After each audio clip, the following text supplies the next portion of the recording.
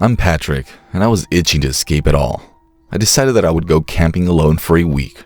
I packed up and left early the following day. After a few hours of hiking, I came upon the most breathtaking campsite. It never occurred to me that this would be the scariest place I would ever experience. I set up my tent and set out to find firewood. As night fell, I decided to build a fire. It took some work for me to get it going. With the fire crackling, I felt safe and comfortable in the dark forest. Overhead, a slight wind stirred the leaves as they toasted marshmallows by the flame. Still, even in this beautiful scene, I felt like there was someone watching me, like there were eyes in the shadows. The longer the night, the darker it got, and the more anxious I got. I looked around me, trying to find any movement. Then I saw the outline of a figure lit by the fire in the distance. My heart started pounding, and I felt a chill run down my spine. If you could call them that, they were tall, extremely thin, ghostly pale person. Their empty eyes looked as though they were looking right into my soul. I mustered the bravery to ask, "Who are you? What do you want?" In a trembling voice, but before they could answer, they vanished into the night. I was scared, but also curious. When I sat by the fire the next night, I could feel them getting closer. Who was this strange person, and why were they at my campsite? They were even closer, just staring at me when I looked to see.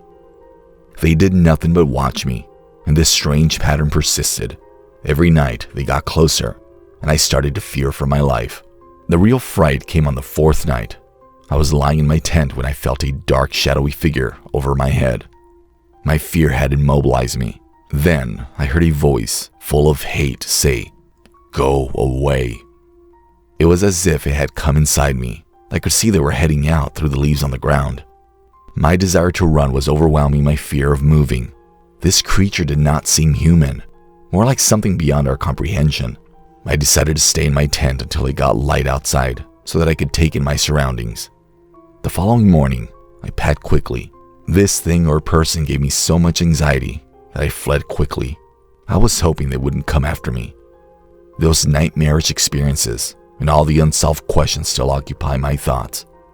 That encounter transformed me, showing me that there are things out of our comprehension that are just waiting to do us harm.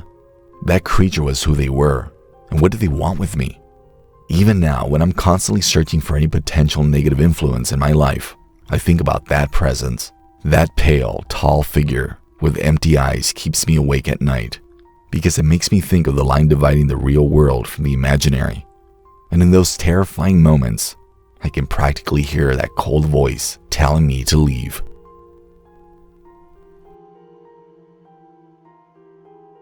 I went camping in a gorgeous forest with some friends. Even though it required a lengthy drive, the trip was well worth it. It was growing dark as we ventured further into the forest. 2 of us went and got wood for the campfire, and the remaining 3 of us set up the tents. We had to start a fire after that. That was an easy part, since we had enough people to assist. Ignoring my unexplained and uneasy feelings, I continued to sit by the campfire. Although the fire gave the place a nice appearance, we sensed that something was off. All of a sudden, I could feel that someone was keeping an eye on us. We were all uncomfortable. Small things began to happen, like branches breaking and noises coming from the bushes. We weren't too concerned, since we assumed it was just animals. Things worsened during the course of the night. The familiar comfort of our campfire started to fade. It appeared as though the shadows were attempting to reach out to us. We saw a tall figure one night in the trees, but his face was hidden from view. He said nothing when we asked him who he was, and with that, he was lost in shadow. Though we never saw him, we did decide to watch at night in shifts. The anxiety was unbearable and kept getting worse. The 4th night, I got a better look at him. He was frightening looking with long arms. I called out to him, but once more, he vanished from view. We were engaging in games with him. My tent was surrounded by footsteps the following night. He touched our belongings while meandering through our campsite. My entire life, those 5 minutes were the scariest. We were so terrified we fled, leaving everything behind.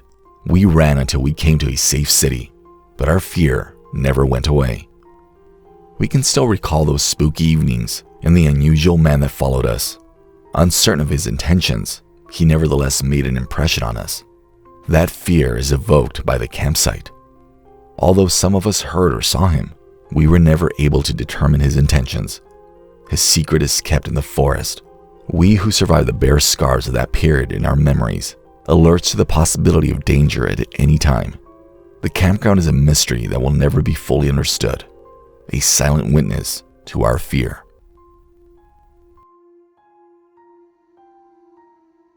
On January 21st, 2002, in the late afternoon, Roy and I went camping by a serene lake.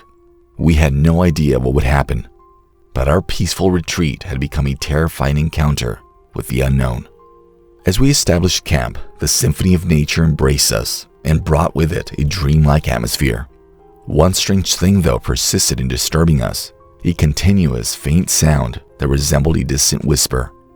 Although its voice was barely audible and unnervingly persistent, it appeared as though something invisible was making an effort to communicate with us. While trying to explain the phenomenon away as a wind-related gimmick or a figment of our collective imagination, Roy and I exchanged nervous glances. The more we made an effort to ignore our anxiety, though, the worse it got. To save our camping trip, we busied ourselves by preparing a substantial meal and drinking a few drinks. However, the ominous noises persisted, giving our evening a gloomy undertone. Roy walked a short distance away from our campsite and abruptly left to use a bathroom. Time flew by and my anxiety skyrocketed as the minutes turned into an agonizing 15. I called out for Roy with trepidation, shivering with a mix of anxiety and hopelessness. With a flashlight in my hand, I set out to find him while frantically dialing his phone. However, I was hampered by the distant location's complete lack of signal. When I was by myself and in silence during the night, my heart pounded in my chest, its rhythm resonating through the shadows. I yelled in a terrified, helpless voice, "Roy!" But I received nothing but silence, and the void around me grew eerily intense. My mind was racing with terrifying possibilities. I uttered, "Bro, I'm so glad you're okay," with my voice shaking. He responded in a way that sent a chill down my spine. Where are you? Why did you go so far from the campsite? I've been so worried." He was clearly perplexed as he asked, "What are you talking about? Today's the anniversary of my parents. I've never gone camping with you. What's going on? And how are you doing?" As I struggled to understand him, my heart was racing. There was a serious issue. After hanging up, I looked around the campsite and saw 2 tents. The first was mine, but the second one was worn out, smelled bad, and made me sick. It appeared as though no one had touched the abandoned tent in years. I hastily gathered my possessions and fled, overcome with panic and an unexplainable sense of dread. I couldn't get rid of the feeling that something sinister had happened that was impossible to explain. Thoughts of going back there plagued me, but I couldn't help but be curious. The following morning, Roy and I went back to the area in an effort to solve the mystery that had bedeviled us. To our surprise, Roy's things in the second tent had vanished, leaving only my possessions behind. It appeared as though he had vanished altogether. We still don't have a good reason for what happened that eerie night, or an explanation.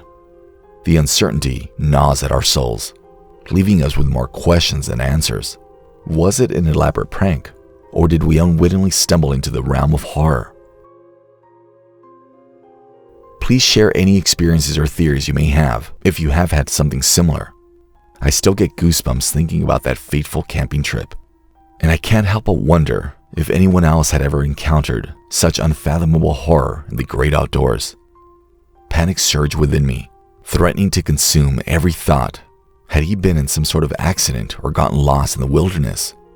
In desperate need of a response, I called Roy's number. When I finally reached him on the way back to our campsite, a faint voice briefly relieved my fear by coming through the receiver.